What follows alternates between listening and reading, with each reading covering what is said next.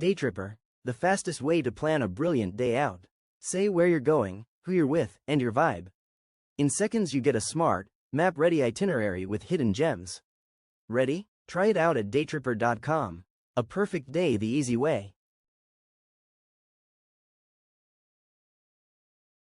Today's guest is Mark Comer, ex-addict, currently in recovery for cocaine addiction. Well, Mark. Well, I would like a small introduction about yourself, Mark. Age, background, and how you know. Yeah, so I'm 37.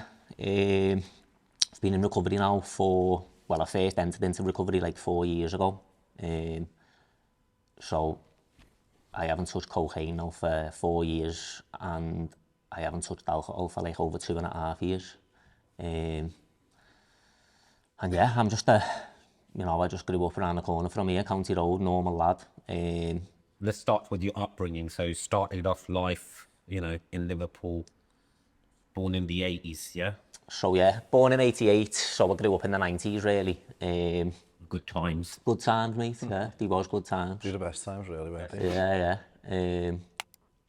I didn't have I enjoyed my childhood.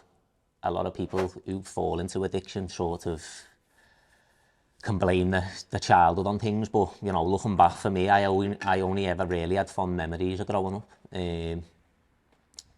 But yeah, getting into them teenage years, it just become, I just fell into the loop really. What sort of age would you say you were, maybe in high school, year 9 onwards, where you first started getting into hanging around with a bit of a bad crowd and started smoking and then taking on from there to the next? I mean, to be honest, I wouldn't say I fell in with a bad crowd. It was just our environment where we grew up, do you know what I mean? I started off smoking a little bit of weed. By the time I was probably 14, 15, I was drinking.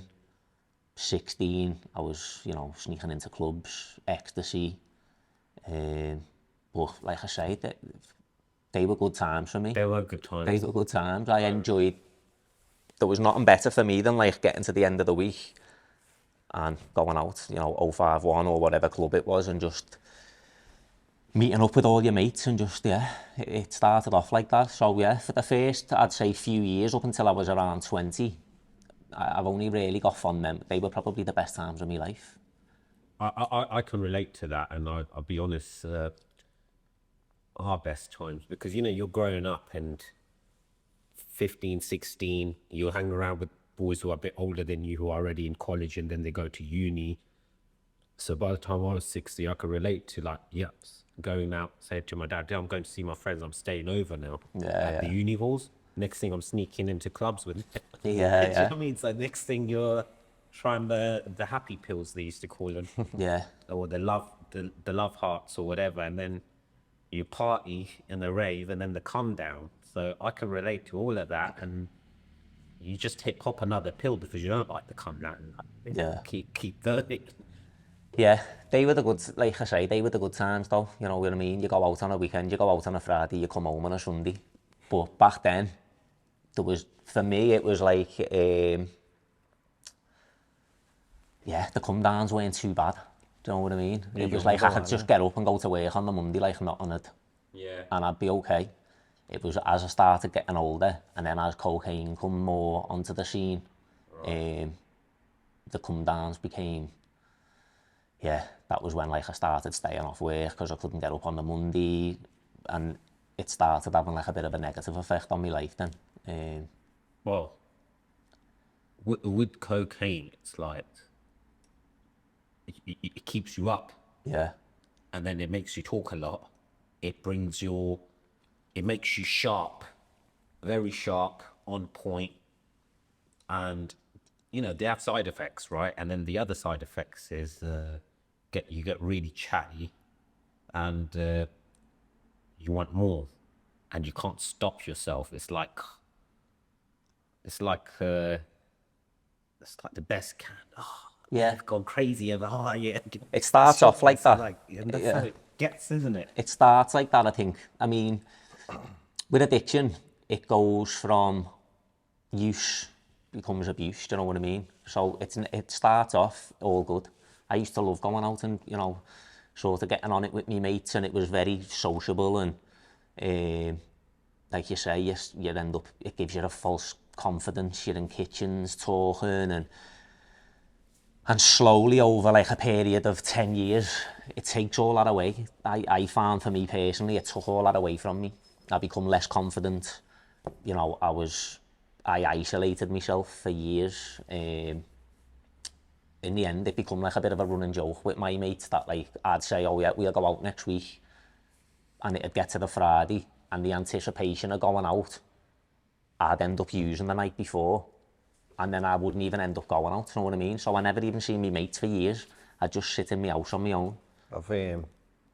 Well, I know people who do that, do you know what I mean? It is the anticipation that we could be going out the Friday, and I won't say his name, obviously, he's my mate, but we have a little running joke where he'll go out the night before, and then you don't see him until a week later, and then... So it's the anticipation in the, like, obviously if you want to go into like the sort of science type thing behind it, you're only ever really chasing dopamine. Yeah. So when you're already getting excited for a night out, the dopamine's already being released before you've even touched the drug or gone out. So you're out anyway before you've actually gone out. Your mind's already there. So, you know, my thing used to be, well, I don't want to have to be running around tomorrow buying like me cocaine and that, so I'll get it today, and then I'll just have it ready for tomorrow. As soon as I'd have it in my hand, I'd be like, the addiction would just be on me, and I'd be like, I'll just have a little one tonight, and I'll get up, you know what I mean? Just the same old story over and over. And then I'd just be up for 3 days on my own then, do you know what I mean? My mates would be trying to phone me, I'd be putting the phone down, blocking them, fucking... Is that the paranoia though of not explaining to them that you've gone out the night before, so you're putting yeah, them in it's like, it's, you know what? I think it's like shame in that as well, innit? Because you don't really want to tell people that you're in addiction. Like, I remember coming out, like saying to everyone, like, you know, I'm in recovery. I've been battling with this addiction, and the amount of people who phoned me and was like, really? I never would have knew. Do you know what I mean? Because you get good at hiding it.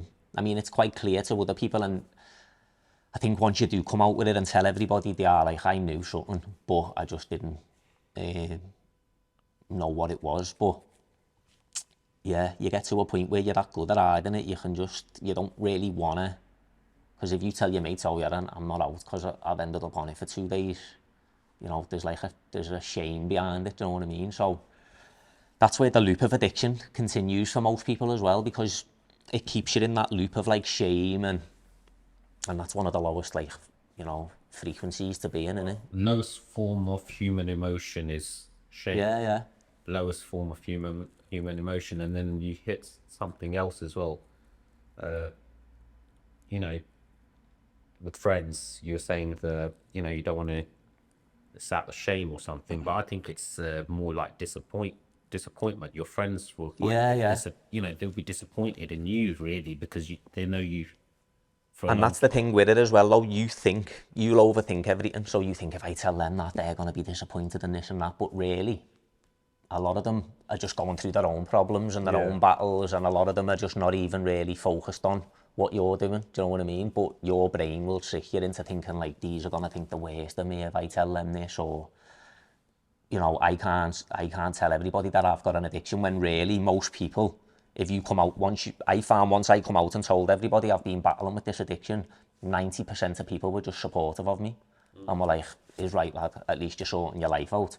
Whereas for years, my addiction had convinced me that if I told everybody, they'd like look down on me, or, you know what I mean? So I think a lot of it is just in your mind. Did you feel easier to tell people who weren't close to you about it? Because I remember we spoke about this, the first night I met you was at work, and you opened up a lot to me, but because I've had friends as well going through similar, I could spot it straight away. You were going through addiction, financial struggles and everything. I remember you opened up to me straight away, and I thought, fucking hell, you know, he's something there, like. And I think that where I was in the period of my life when I first met you, when I was working on that, it was I was at the point then where, like, I knew I had a problem. I knew I needed to stop. So I did start opening up to people more about it, and like, when people would say, oh yeah, my mate's bad on it or whatever, I'd open up, do you know what I mean? But you could relate to them then, couldn't you, really? And you felt comfortable talking to them. But like, people close to me I would never really open up to anyone like that. And like I say as well, I was isolated. I'd isolated myself, so I'd literally go into work, go home, sit in my room, using, go back to work. That was just a cycle for years. So the only people I really had to open up to was the likes of you, know what I mean? People in the work. first night we met each other, and you'd opened up within like the first 2 hours or something like that, you know what I mean? It's like trauma dumping on people and that, do you know what I mean? But I mean, I could relate to it in a way because I've had friends like that, and I've had friends who took his own life due to it, so I knew not to judge you for like, I wouldn't go like, fucking hell, like, I wouldn't judge you bad on it. I knew what you were going through in a sense, you know what I mean? And I was like, it's scary for him, do you know what I mean? I wouldn't like to be in his shoes, like, but it's scary what he's going through, but you don't know what to say because you're not professionally trained what to say back to you, do you know what I mean? So I just let you open up to me, do you know what I mean? I just listen to you as the night went on. I know what, sometimes what I've found over the last few years as well, since being in recovery and listening to other people, like people come to me all the time now for like advice, and they'll look at, you know, they'll phone me and go, what's such a one, or one of my relatives is in. Sometimes all you need is just somebody there to listen to you. Like presence is like the most, it's just someone being present to listen to you. You don't even need them to give you advice sometimes. You just having someone there to actually... When you want to pour your heart out to them, don't you? An empathetic person to just sit and hear you out and... without judgment. You know what I mean? Because the addiction makes you feel like everybody's going to judge you and that. So for someone to just sit there and listen to you sometimes is all you need. And that's why when people ring me now, for like, I'll say to them, are you phoning me for advice, or do you just need me to be somebody to like vent to? You know what I mean? Because sometimes that's all it takes. So whilst you were going through the worst part of your addiction, like, any accounts of where the paranoia got so bad where, you know, you lost your senses, where you start going a bit crazy and thinking, oh, someone's spying on me or this, or freaking out, and then start damaging things and looking for little things. Cocaine, in the end, was just like, because it's like a psychoactive drug, innit? So it messes with your mind. So I'd be like peeping, curtain, twitching, all that, standing by my bedroom door thinking someone was coming up my stairs. It got to the point where like I would be sat in my room sometimes thinking I was going to stop breathing, so I'd be breathing into a bag just to make sure I was still breathing, and just like, I can laugh about stuff now, like sometimes I look back and I just like, I laugh about it, but when I was in it, I was like, what am I doing? Like, because do you know what I mean? I'm not laughing at you doing it, I'm laughing at just the image of like, you can laugh about it now, it's just, it's carnage, innit? Yeah, I look back and I look at my life back then and I think, what chaos was I living in? Like, what mindset? Like, every day I'd wake up like suicidal, didn't want to be there, do you know what I mean? Like I say, breathing into bags, taking myself to the hospital, to the A&E, getting them to check my heart. And was that a cry for help, or was that just paranoia? I mean, in the end, I think my own body was just telling me, you need to stop now. Like, it's getting to the point now where, so every time I would use, in the end, I would have panic attacks, like full-blown panic attacks. I collapsed one day in work on the docks. I was on a night shift, and I just fucking hit the deck, you know what I mean? I thought I was having a heart attack. I got took to the hospital. They gave me a phone, like the supervisor who was on shift, and he was like, take a few days off. And my addiction just went bang, we've got a few days off work there now, and I went and used for 3 days, you know what I mean? And then I remember just sitting there thinking, what am I doing with my life? So yeah, it was around that time when I was sort of there, that was at the end. That I knew something had to give. In the end, I was going to die, or I needed to stop, basically. But yeah, the paranoia, stuff like that, just like, it gets progressively worse. Like I say, when I first went out, it was confidence. When you first start using and you're out partying and that, I was like the life of the party. That's why when people used to say to me, when I went into recovery, they were like, we wouldn't have ever knew, but that was all a mask, do you know what I mean? You don't want people to know that you're sitting up in your room for 3 days, so you put this mask on. You could think as well, couldn't you? It makes you look weak. You don't want people to see you. Yeah. Weak, do you know, in a sense, do you know what I mean? Because you've been the life and soul of the party, and now you just sat in your room, you know, fucking paranoid. Paranoid. You don't Do you want people to reckon- think that. Do you reckon there was any influences, like due to women and stuff, like that influenced you to do it more?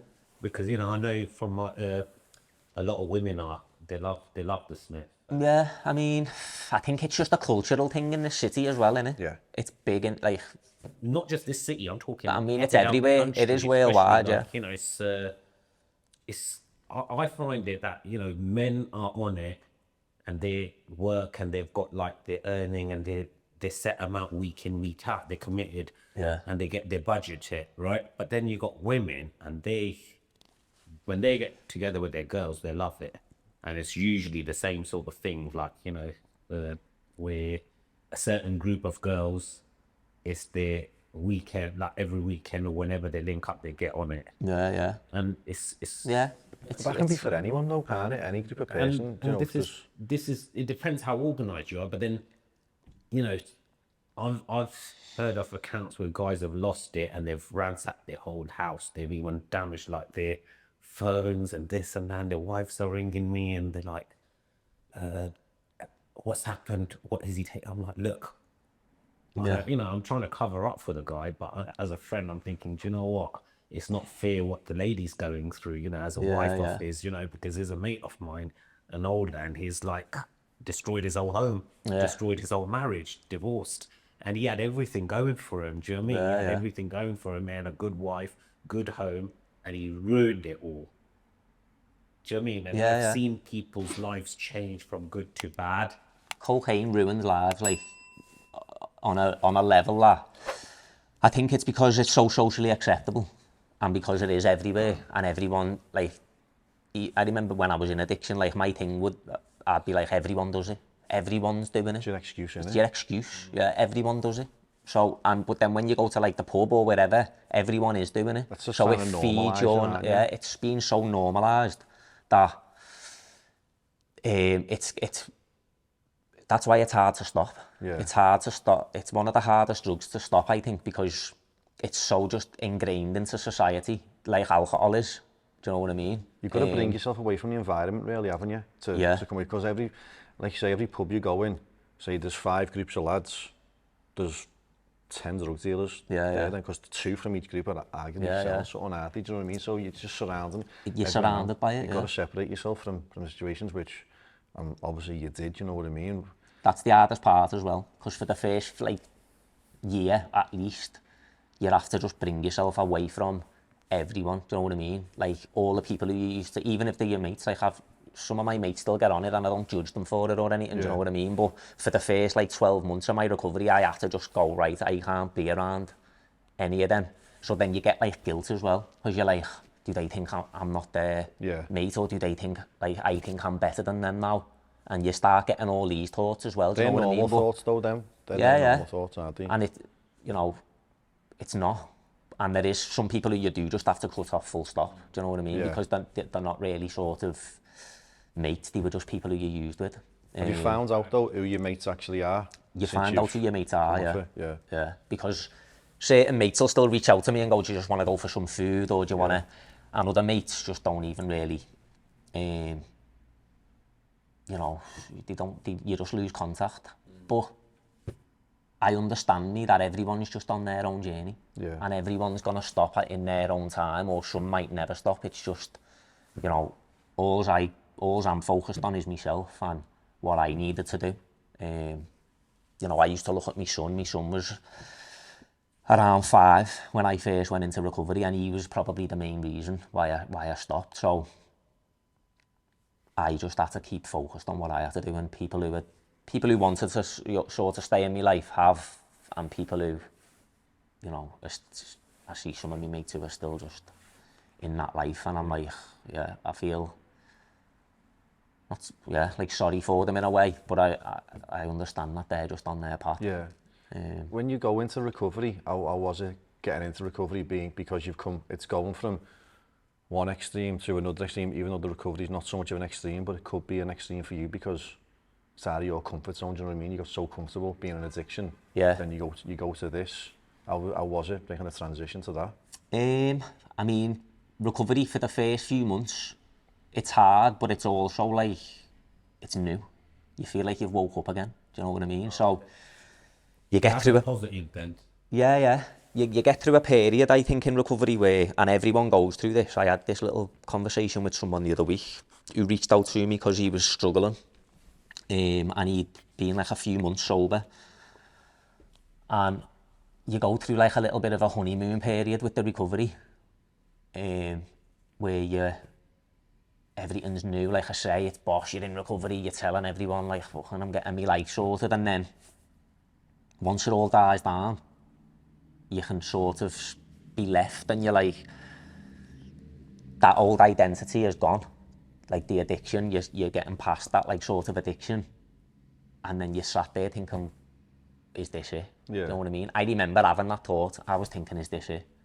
And that's where a lot of people can end up relapsing and going back in, you know what I mean? You've got to push through that period because it's an uncomfortable period of time where you're like, who am I now?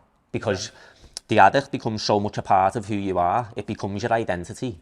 And then when you get rid of that identity, it's like almost like a mourning period where you're mourning an old version of who you are. And you're like, who am I now? And that's what, like I say, where a lot of people can end up going back.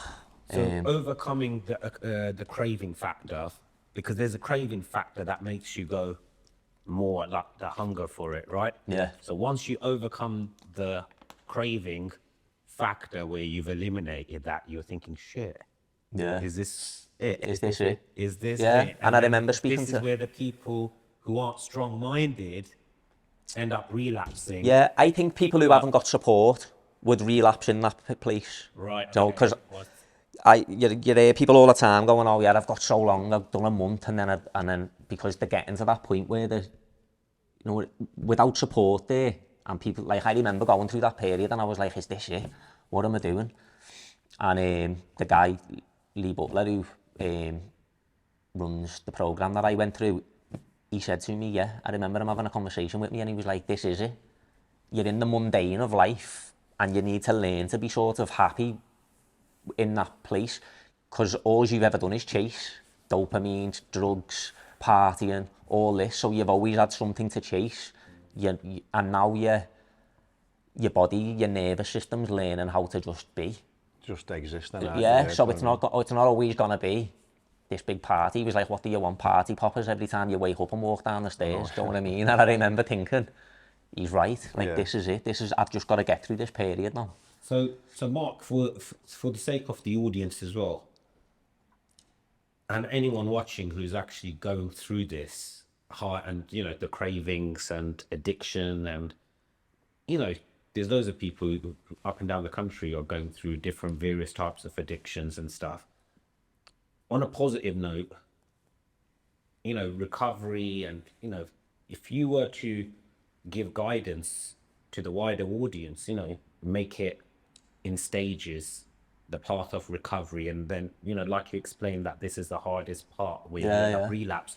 From that stage on, you know, how do you level up to get to where you are today? So I want you to break it down the best you can in the stages. You know, just focus on, take your time out, have a moment to breathe, and then just focus on how you transitioned yourself to get to where you are. Because now I'm looking at you, you got clear skin, teeth, you know, you look healthy, you look really good. No, I'm just saying genuinely, you know, you don't look like someone who's come, you know, like who's been battered and gone through abuse of drugs and all sorts, you know, because you're telling us, you know, I know you, by looking at you, you've come a whole way where you've cleansed yourself. You look quite fresh, in good health. I think I said to you before, didn't I? Everybody's addiction is different, and everybody's recovery is different as well. You've got to sort of do what's best for you.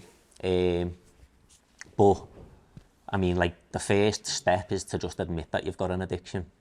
And then the second step is to reach out for help. Like, you're never going to beat an addiction on your own. I don't care what, you know, you hear people say, oh yeah, I used to get on it and then I stopped and I never really went through recovery, and fair play to them.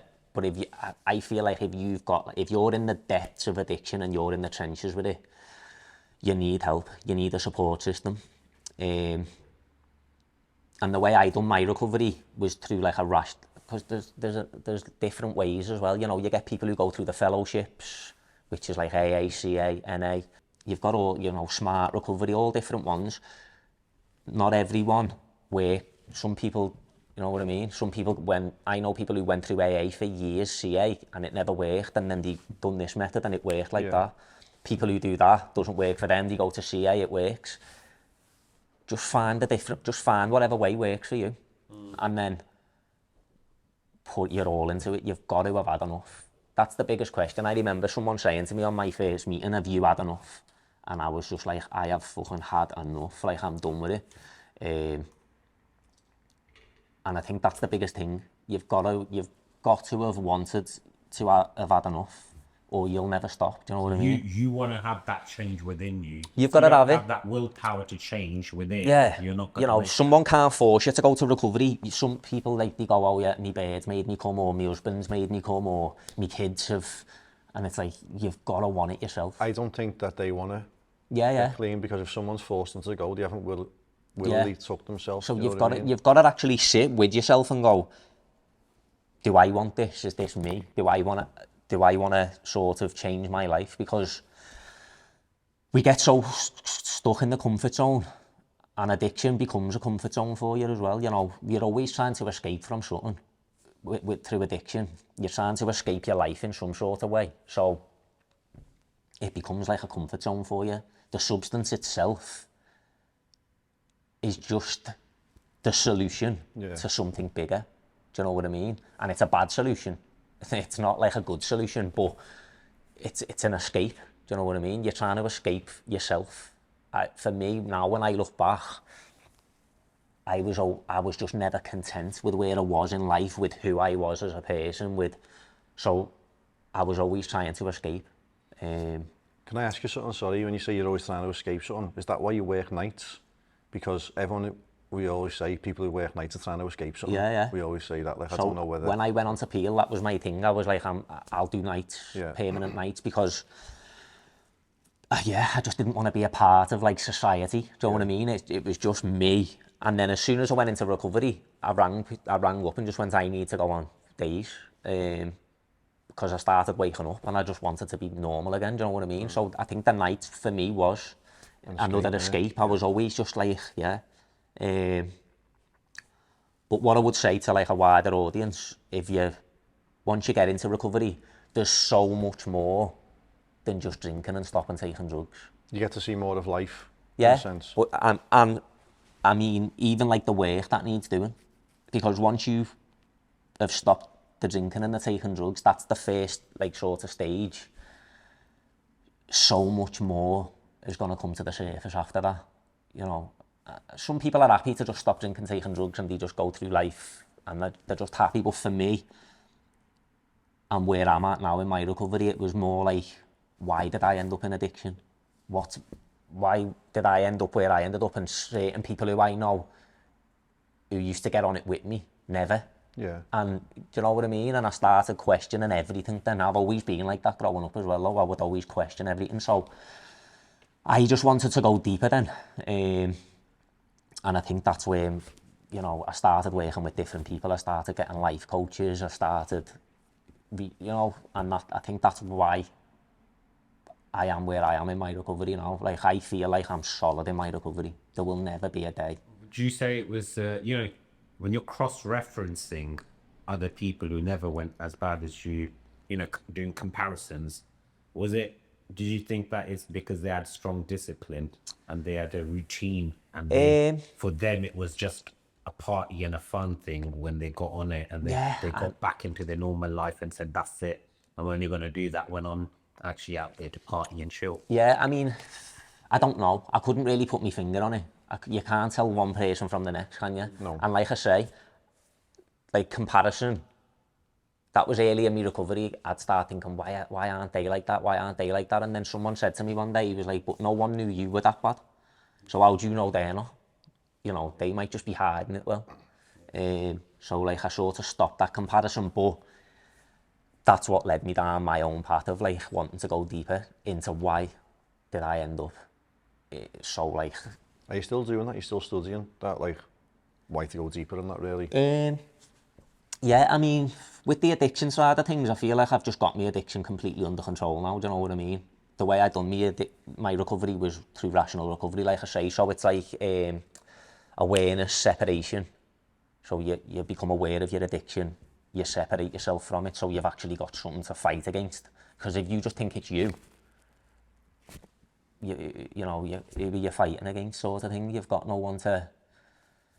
So when someone said to me, like, you are not your addiction, and they give me like an opponent, it was like, right, I've got someone to fight against now. This is not me, and I'm not gonna let that fucking win. Do you know what I mean? So that way of recovery was just perfect for me. Like that, it suited me down. So yeah, I got the separation and that. And then you know you've got your other tools, your fast forward and the tape and stuff like that. So that for me personally, rational recovery is just the way forward for me in terms of how to do recovery. But like I say, everyone's got their own methods. And yeah, whatever way people want to do it, I'm all for it. Like you can see like a bit of a rivalry sometimes with different services. Do you know what I mean? Yeah. Like AA and CA, because of the way it's done, and they believe in like more of a disease concept, and they don't believe in that, and they don't believe in that, and it's like a little bit of a rivalry where I'm just of the thing of, as long as you're doing it, and as long as you're happy with the way you're doing it, then what's the problem, you know what I mean? Shouldn't these other support groups, though, not really care what another support group does, as long as they're getting people better their way? They shouldn't really... It shouldn't be like that, no, but it is. Have a competition. Well, it's not a competition, is it? No, but it is. It's just the way it is. It's a competition in itself, isn't it, really? So I follow your progress on Instagram as well, so your new addiction seems to be like, obviously you're always in the gym and that now, aren't you? You do a lot of training. I do a little bit of training, yeah. Would you say you've switched though from this could be your like new addiction, you're addicted to? No, I wouldn't say so. No. I wouldn't say, no.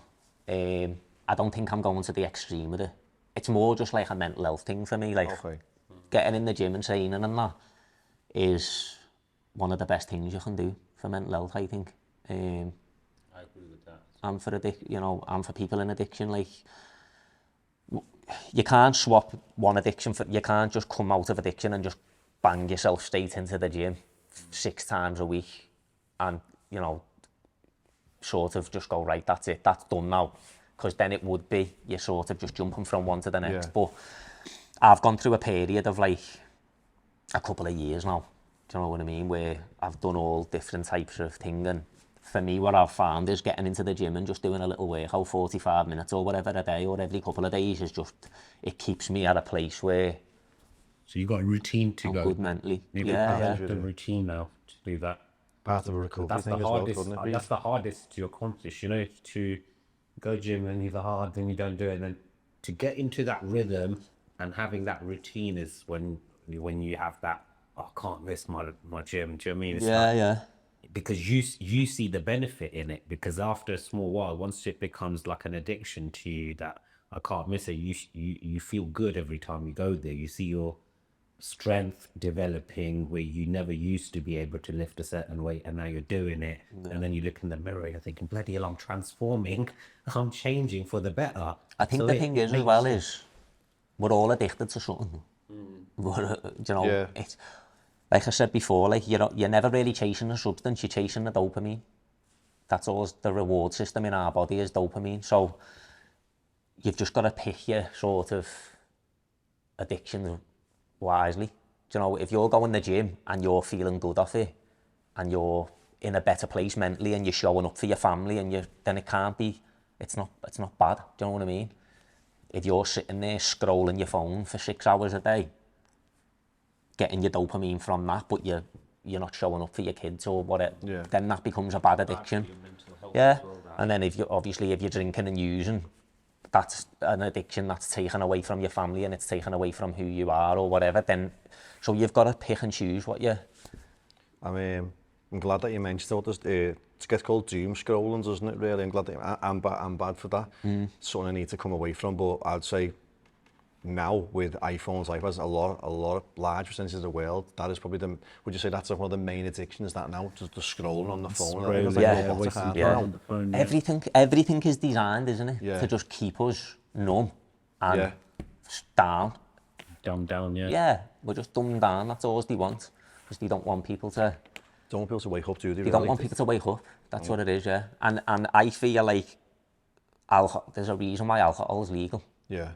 yeah. Because the same people who were selling it and thinking are the same people who own the hospitals and Yeah. the same people who own Big Pharma and all this. It's all part of the system that's designed to keep you sick, keep you down, and keep, you know what I mean? Yeah. Well, so, yeah, it goes round in circle then. Yeah, so it makes sense what you're saying because it's all part of it, and I just think it's gaming, scrolling. It's just like gaming, taking time on the computer. Like the way I see it, when you got guys who are 40 plus on the Xbox or play PS5 gaming all day, and then they're getting benefits, it doesn't make sense to me. I'm like, you're spending your life away gaming, building a garage up, but if you spend that same amount of time out there in a legit job even, you'll be able to have those dream machines in real life. But I don't get it. How are you wasting your time to fascinate yourself in a computer game when you can do that shit in real life and accumulate so much? I'll be honest, I am a bit of a gamer. Like, Yeah, I mean, I don't play games anymore.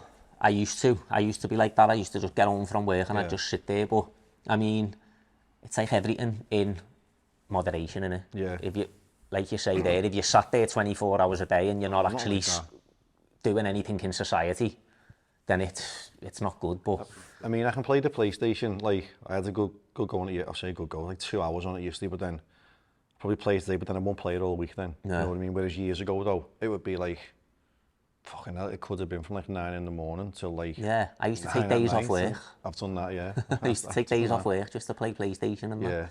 And it's all, like I say, it's all just part of like the addictive personality or whatever you want to call it, you know what I mean? It was always something else with me. I'd say, right, that's it now, I'm getting off, I'm not touching coke no more. I'm gonna start smoking weed. So I'd start smoking weed again, and then I'd think, fuck, this is all, like, I don't like smoking weed, so I'd start drinking again. And then I'd think I'll just have a bevy and I won't get on it. A week later, I'd be back on it. Yeah, so it's gone full circle. It's just always, it's called cross-addicting, you know what I mean? So you can cross-addict with like with anything, like you say before, the gym or anything, it can become a cross-addict. Like, so you'll find when people go into recovery, they'll stop drinking and taking like coke or whatever their addiction was, but then they'll start lunging 40 ciggies a day. Yeah, so they've got to do something, haven't they? They've got to keep something. Chase something, haven't they? And I went through a period where I was like, I'm stopping everything.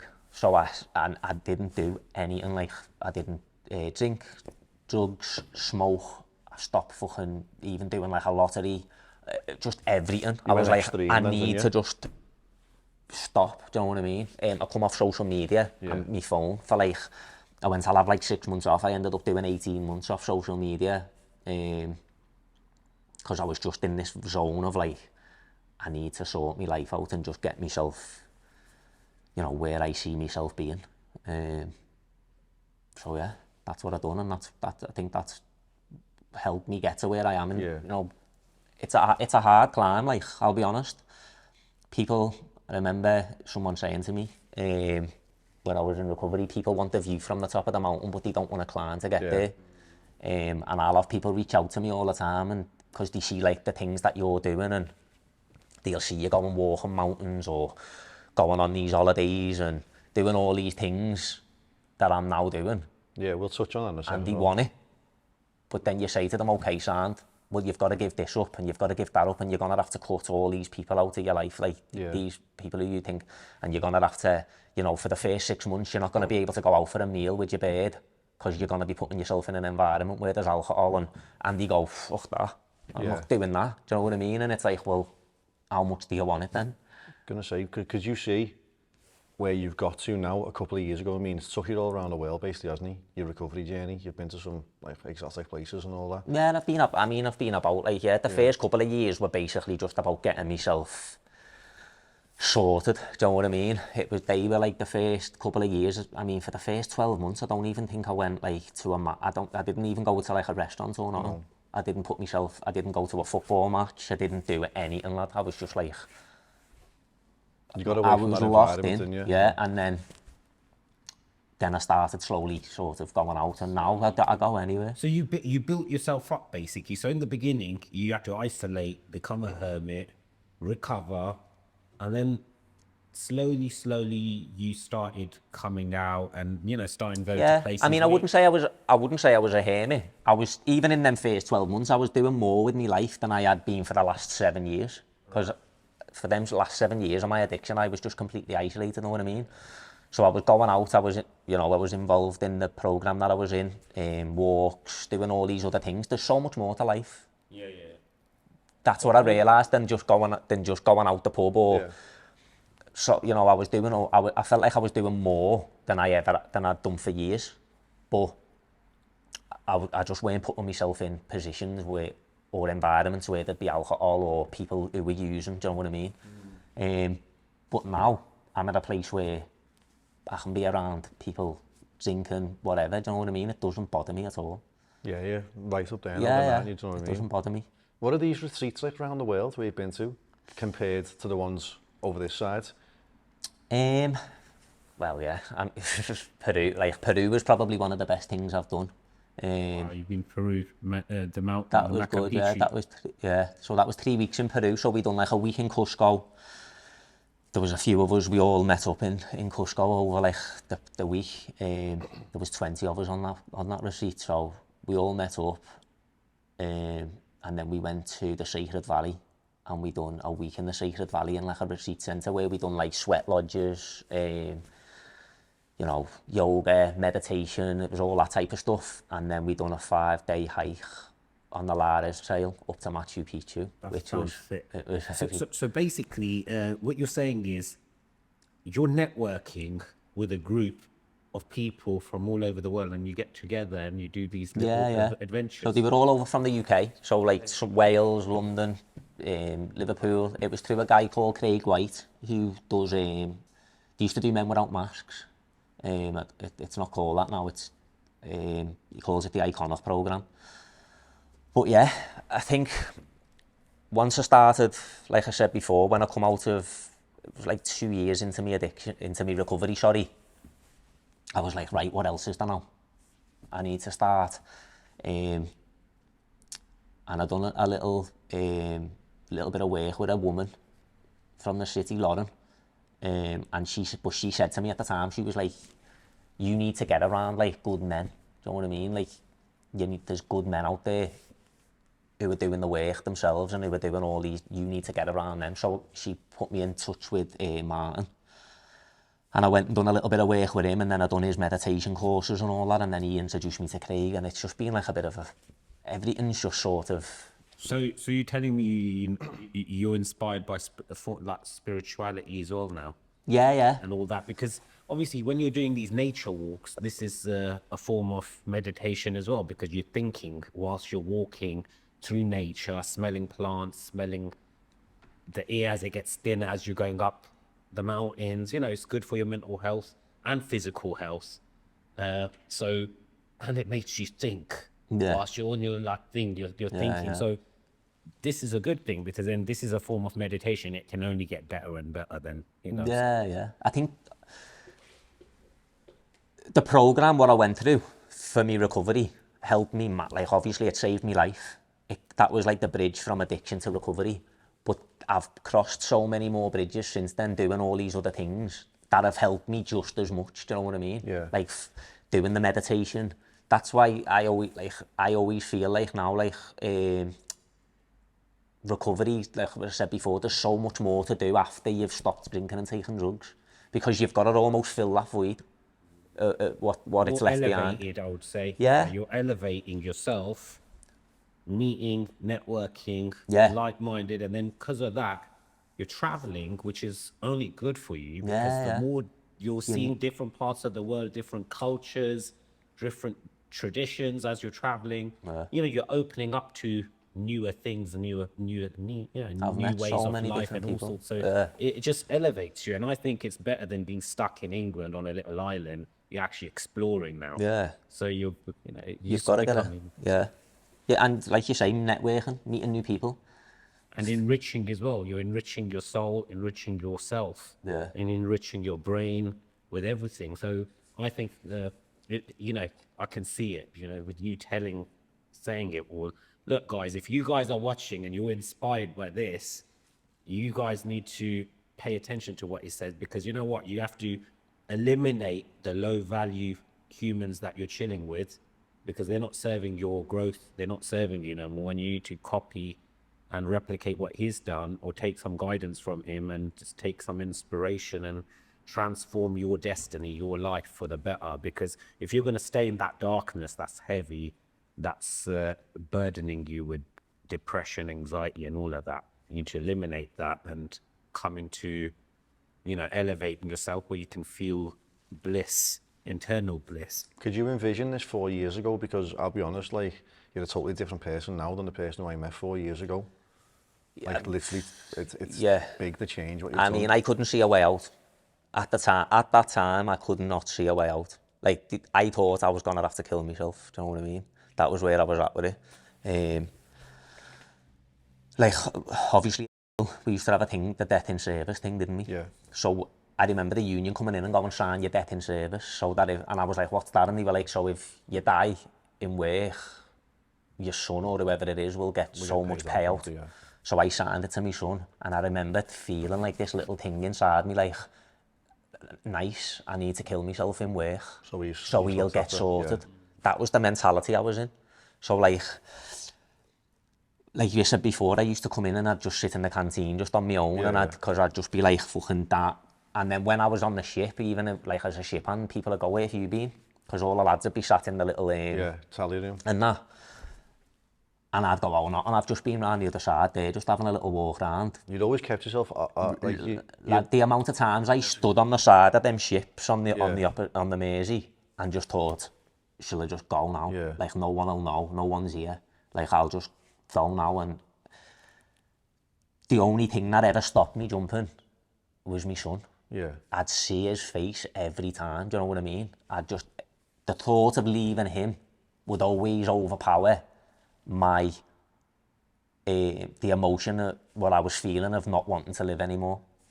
That was always stronger than my need to not want to live. Yeah. But the need to know that I had to be there for him was always stronger. Do you know what I mean? So, like, I say it all the time, he saved my life 100 times without even knowing it. Do you know? Because without him, I wouldn't be, you know. Yeah. If I wouldn't have had my son, I wouldn't be sat here, you know. I'd have gone a long time ago. But I'm so glad now that I never took that step. Yeah, because do you know what I mean? You're because totally different now. like I didn't envision this life for myself, you know. And look, I'm not living no big, you know, I'm not. Not living no big life, but to you though. But to me, it is, yeah. Like from the outside, people go, I'm just, you know, I still just live on County Road. I'm just, you know, I go on a couple of holidays each year. I'm doing these things and that. It's not unlike. You got a second chance at life, really, haven't you now? But this, for me, it's like, yeah, it's a second chance at life. I think your life will change though more. And it's only going to get better. It's only going to get better because, you know, you haven't gone past 40 yet. They say 40 is the magic number. Yeah. If you've gone through a lot of whatever, traumas, ups and downs, you know, after 40, things come around where you're going to start making gigantic leaps forward. Well, I already feel like I am. I feel like over the last couple of years, I've sort of started making moves. I can see a clear path now. Whereas in the past, I couldn't. And even in the first couple of years of my recovery, I couldn't. I was still, yeah. Well, it's part of your, well, look, I think it's all part of your destiny. I think your real foundations are going to start building now. And then from there, you're just going to get better. Yeah. So if you're doing all these changes that have started happening and people are even witnessing it, then you're going to inspire a lot of people from your journey. And people are going to take inspiration and say, if this guy's done it, we need to listen to him, take inspiration from him, take guidance from him, and I think you're going to help a lot of people who are going through what you've been through already, and they're going to take inspiration from you, and then hopefully they're going to transform. Yeah, You know, yeah. everyone And there's goes- loads of people now. There is loads of people doing it. You know, I've got people who I look to, and I, you know, when I first went into recovery, especially, I was like, I couldn't. Even then, I was still had me doubts. Do you know what I mean? But then I was looking at other people who were ahead of me, and I was like, if they can do it, I can do it. They're flying. Do you know what I mean? But yeah, I'm at that. But I'm now at a place where I'm like, yeah, I'm here as well now. Do you know what I mean? Yeah, you've made it now, haven't you? I know now I've got through that Yeah. thing where there will never be a day where I will slip back into that sort of life that I was living for so long. Do you know what I mean? And it's just like a liberating feeling. Like sometimes I have to sometimes stop and just think about it, because you're just so involved in life and just doing these things that you don't actually sit back sometimes and see it from a wider angle and go, fucking hell, I've come far really, when I think about it from where I was. I've come really far, hadn't it? It's a short space of time to me, 4 years, but it must have been, like, probably felt like a fucking It's felt like a lifetime sentence to you, do you know what I mean? Yeah, yeah. Because- I think a lot's happened since when I first went into recovery as well, because it was around COVID and all that. And I feel like these last 4 years and that, since that's happened, there's just, I was only having this conversation with someone the other day, and he was like, since COVID, it's like life's That's just sped gone up fast, for hasn't it? everybody, do you know what I mean? Yeah. But Well, since COVID, a lot of people have gone into either depression, or some people have transformed themselves. So the thing is now, I wanted to ask you specific something. Would you say, reflecting upon reflection, please do meditate and ponder on this. So would you say sitting idle is not good for you, and being active is the way of growth and, you know, moving forward? Because when you're sitting idle day in, day out, and lonely or in games, it's not good for your mental health. It's not good for you. So Yeah. would you say that being active and, you know, networking and all that is actually good for your growth, and having a routine, developing yourself with things to do, positive things which are constantly transforming you? yeah. I think connection is a big one. Like the opposite of addiction is connection. So you have got to connect with people. And, you know, as humans, that's what we're here for. We're here to connect. We're a, you know, A lot of people are connected since COVID. It's yeah, we're tribal, aren't we? Do you know what I mean? Do you know what I mean? Like, we're meant to be we're meant to connect with other people and that. So we're not meant, so I think if you're isolated and you are just gaming and all that, you're never going to be operating at a capacity that I you think can. that's what COVID was. Obviously, we went into isolation. You tried to isolate everyone, but since COVID, it's sort of woken everyone up. Everyone's questioning everything. Without COVID, I don't think I might not have went into recovery when I Yeah. did, because it was through that I actually was able to sit with myself and go, oh, hell, this is out of control. Like my addiction barrier. Do you know that what I could have mean? sent you the other way, sitting alone with yourself, couldn't it? Do you know what I mean? So luckily, you've fucking... So without COVID happening, a lot, myself personally, and a lot of my good mates now who've come through that same programme wouldn't be where we are. Yeah. Do you know what I mean? I So guess COVID did help a lot helped of us. people. It was a, you know, it'll be looked at as a bit of a bad time in history. Yeah. But for me personally anyway, so much good did come from it in the end, because, like I say, I had that time to sit with myself, and my addiction got 10 times worse through that period, because I was just sat in the house every day on my own, drinking, using. The personal thing, I know you wanted to touch on it, but, you know, so we say COVID has sort of woke everyone up and all that, and you said your dad's not well, and you've gone through the natural healing, haven't you? Do you think without that COVID, you wouldn't have went through the natural healing type, because you wouldn't have looked into it as much? Yeah, so I've always been one of them, where, because I had an uncle who passed away years ago through cancer, Yeah. and with the chemo and that, and like even back then I used to say it's the chemo that's killing him. Do you know what I mean? Because he was fine. Like, he had the cancer, but he was still operating. Like, he didn't even know he had it. Yeah. And then within 3 months, he was gone. Chemo Chemo, slowly yeah. kills them. Yeah. But it slowly kills them, but it speeds up the process. Yeah. I think. So since I watched that with my uncle, I was like, I'd never take it. Do you know what I mean? And then, obviously, my dad's had been having his own little bit of a battle. And I said to him, like, don't do it. Don't take the chemo. Like, they give him a list of side effects, and it was like the length of my arm, lad. blindness and all that, and I was like, so they're telling you you've got like 2 years left to live or whatever. Why would you want to go blind in them 2 years? Yeah. Do you know what I mean? When you're healthy, you're cracking on. So just try and change. So that's what he done. He went down the like sort of holistic route, as they call it, and he's fucking flying, lad. Really? Yeah, So yeah. he didn't go through chemo. He went to the holistic way, and what did he recover? Well, he's not recovered. He's still, he's still got it, but he's operating, and he went in the other week for a scan, and they're saying it's shrunk. Wow. And so it's good. So his way is better. So I've seen this. I lost a friend, same age as me, brain tumor, went through the chemo. I wish he didn't, but he passed away. And went last year. The thing memory came up October. We climbed Mount Snowdon together. Is that the one you phoned me about? You phoned me about it? Yeah, and he passed away in the hospital in London. Sad, really. 43 is a young age to go with 3 kids left in the world, and it's just sad. And just thinking about it, I said to him, "Take the THC oil." I said, "Take this THC oil; it'll bloody help you." And he's, "No." He goes, he didn't bother. And then he was looking at these rich, expensive treatments from America, and I said, "Look, this ain't gonna work. You need to just take." I tried to. And he goes, "I don't want to intoxicate myself and this and that." It's bad press and bad publicity that this weed plant gets, but it's got a lot of benefits. yeah, I think they're the medicines. I think it's the chemotherapy what puts a time frame on someone's life when they say you got 2 years to live. Yeah. I think it's as soon as you start taking that chemotherapy, you've got a 2-year lifespan left. Yeah. Do you know what I mean? I think if you don't take it and you go down the holistic route, Yeah. you've got a better chance of survival. I'd rather, if someone said to me that you've got 2 years left to live, I would rather just like start living healthy and going down the holistic route and still die after 2 years or you might live or live longer than go on chemo and die after 2 years riddled in a bed like weighing 6 stone. I don't know You know if what you I want to mean? I mention think that's what it does to you. what the hospital said to your dad when he refused chemo. I don't know if you want to mention that. Yeah, I mean, they just force things on you, don't they? So when he said, like, I'm thinking of going down a holistic route, they were like, "Oh, well, if you do that, then we're going to have to do this, and we're going to have to contact the DVLA and tell them that you're not taking, so basically get your license revoked," and putting all these little things in place. Yeah. So basically, As to where it's like a blackmail, innit? Yeah. For you to take their... Yeah. And that's where, like, Big Pharma and that is like...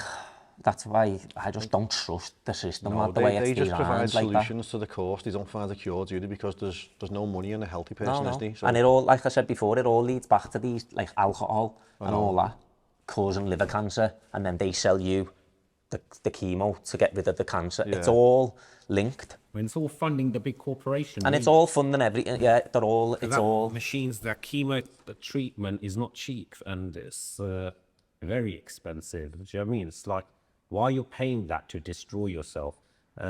Another friend's mother, passed away and went through chemo, and it's just hearing stories. When I went to my mate's house and he was telling me a whole story, he goes, so and so had cancer and they didn't go through chemo. They ended up living for 7 more years, as opposed to someone who went through the chemo and they said 2 years, ended up dying within the year. So you hear loads You're of hearing stories more like and more of it Yeah. now, because people are waking up, I think. There is think like they a are. collective awakening happening in the world. People That's are all waking come up, from- and that's all come from COVID. Yeah.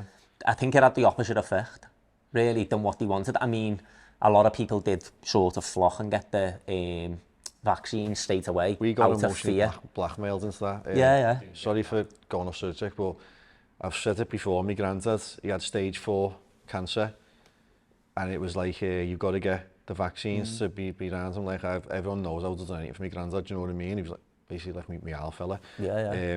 Got the 2 vaccines, blah, blah, blah. And before you knew it, them vaccines were just human testing, and that you were emotionally blackmailed to take them. Or, I don't like to say, because people do strongly believe in it, but they get called sheep, don't they? They just went along with the government's fucking plan. But we were emotionally blackmailed into it, but I do think, It woke a lot of people up, though. they tried to close everyone's mind, but they just opened everyone's eyes, didn't they, in a sense, you know what I mean? And I think, like, obviously there'll be something else again in future.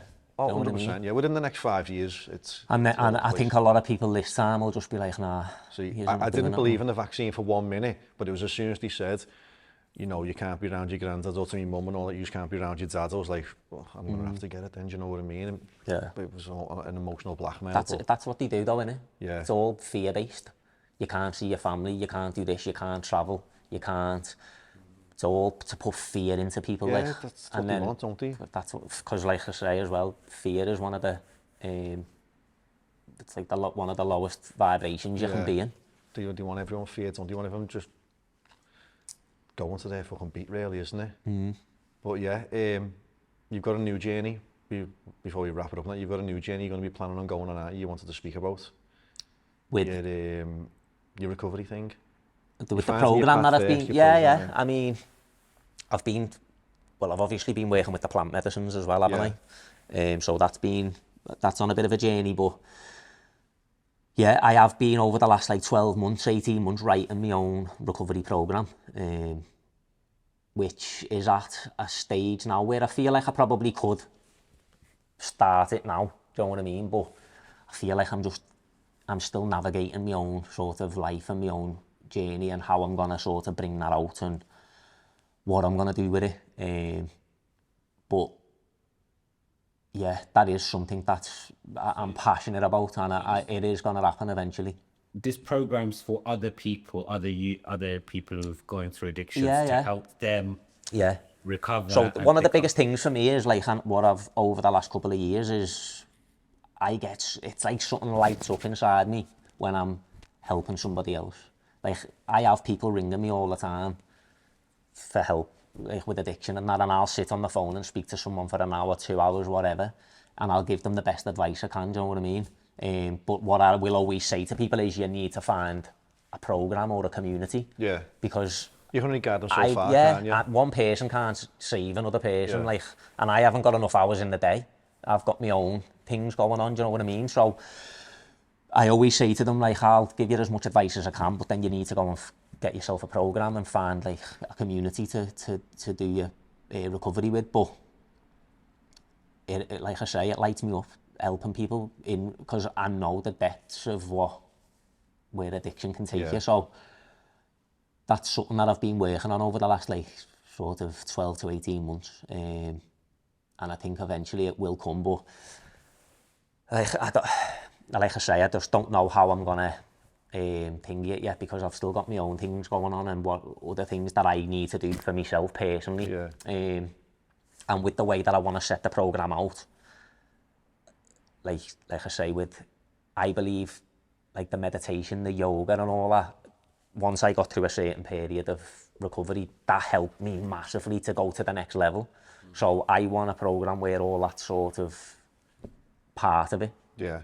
And for me to do that, I need to be embodying that as well. Yeah, you couldn't really bring it out now because you couldn't commit full time to No, it, no. and you'd end up bringing it out for the best reasons, but you'd let a lot of people down. Well, I had to sit with myself a couple of weeks ago and actually just like have meditate on it and be like, am I doing this because I want to bring this program out now, or is my ego at play here? Yeah. And I'm just like, look what I've got, do you know what? Look what I've developed, sort of thing. So I've had to sit with it, and like something in me is itching to just like bring it out. Yeah. But I also know that the timing's just not right yet for it. And when it does come out, when I do sort of start it, I want it to be what I envision it being. When you do start it, give us a shout if you need, we can set you up in here. Yeah. You know what I mean? Yeah. But like I say, there's loads of components to it as well, and there's still more that I was in Spain a couple of weeks ago, sitting with the plant medicines, and I had more come up for me there, and I was sat there talking to someone, and they were like, how do you know this isn't? And you know, I was just telling her about it, and they started flinging ideas to me, and I was like, wow.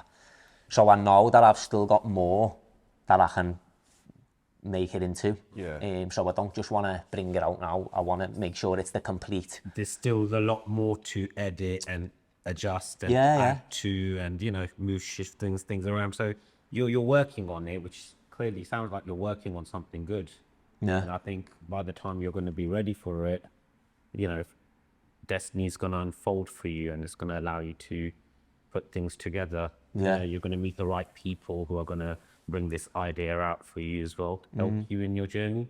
I hope, yeah. So this is all part of life. I think you don't, unless you don't take the initial steps, you're not going to know which door's going to open for your next path, for your next journey. Do you know what I mean? So that's how I look at it. If I never made the initial step to coming to Liverpool, I wouldn't be sitting here with you. Right? Oh, yeah, Do you true, understand? So everything happens. You have to have the gut to go out there on your own and to say, that's it, enough is enough. I need to shut that old chapter down and now open a new chapter. And Yeah. It's crazy because, like you said there, if you never made the jump to Liverpool, we wouldn't be here. I knocked back going to work down there numerous times, and then I finally accepted it because COVID happened. To be honest, if COVID didn't happen, I'd have still been on the building sites labouring and that. If I didn't want to go down there, I would have never met you. We wouldn't all be sitting here. Do you know what I mean? Yeah. Doing this, it's just fucking. It's just the thread of life. Yeah. Someone said to me a while back, they were talking about the thread of life, and I was like, and he was like, you just need to keep following the threads. And it's only now when I look back as well, and like I can see the thread of where my life took me over the last 4 years, especially. It's like everyone who I've met and all these people on my journey have all led me to exactly where I need to be. You can be proud because you can reflect on your life, like in the space of 4 years. You can just reflect on that and how far you've come. Do you know what I mean? It's mental. Like that night shift we done together, I was like, he's fucked. Yeah. So I was honestly thinking he's fucked as well. Do you know what I mean? And now, you're an inspiration to other people who can change in that. Yeah. Realistically, but we'll wrap it up in a minute. Is there anything you want to say? No, not really, lad. It's just, there is help out there if people want it. And like you said there, sometimes it's just taking that step. You've just got to have the courage to take the step, and then worry about what's coming next. Do you know what I mean? You just need to take that first step first, and then whatever will be, will be. Do you know what I mean? And that's just like that in life as well, innit? Sometimes you've got to just have the courage to just go, right, I'm going to do this now, and I think that's where I'm at in my life as well with other things that I'm doing. It's just like some of the things I'm doing at the minute, it's out my comfort zone. And it's like what you were saying before about, people when they're just sat there on games and isolated and all that, it's a comfort zone. And the only way to sort of progress and get better in life and do things is to step out of that. And it's scary at times, do you know what I mean? I've sat in rooms with people over the last couple of years, and I'm like, I have like a thing of like, do I belong in this room?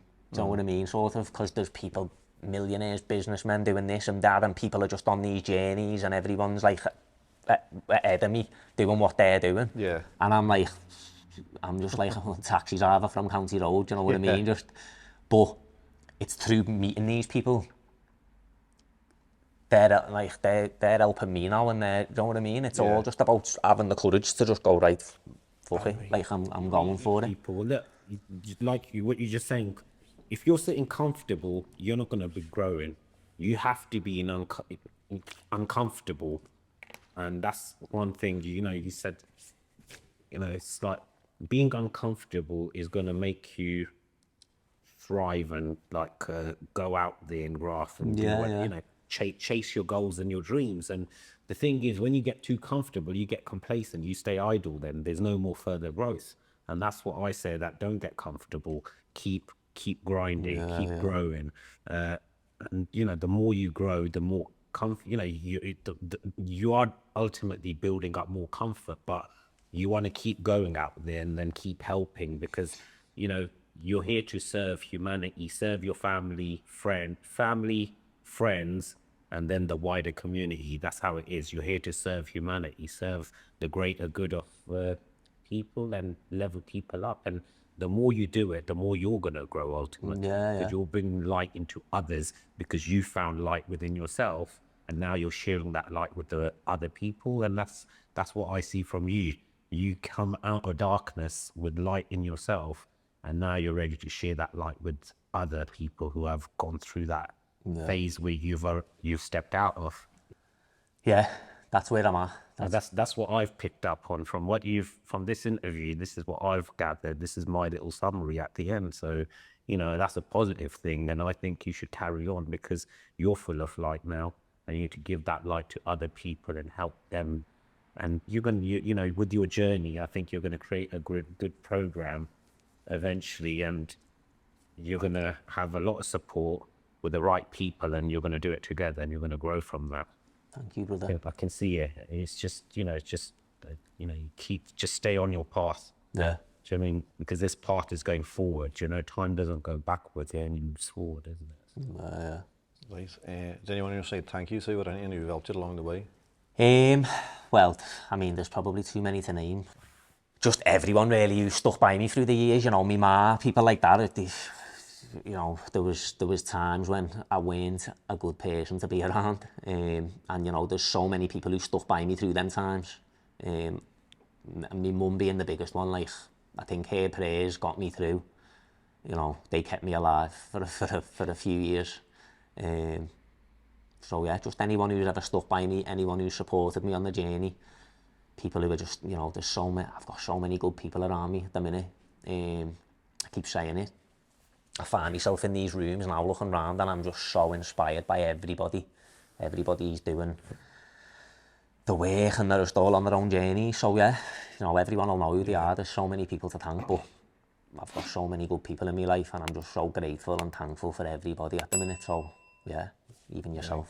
Thanks, man. Thank you. Thank you for coming down. And thank Appreciate you you for your coming on. time. I know I've been asking you for a while, but Yeah. Nice one, Ben. brother.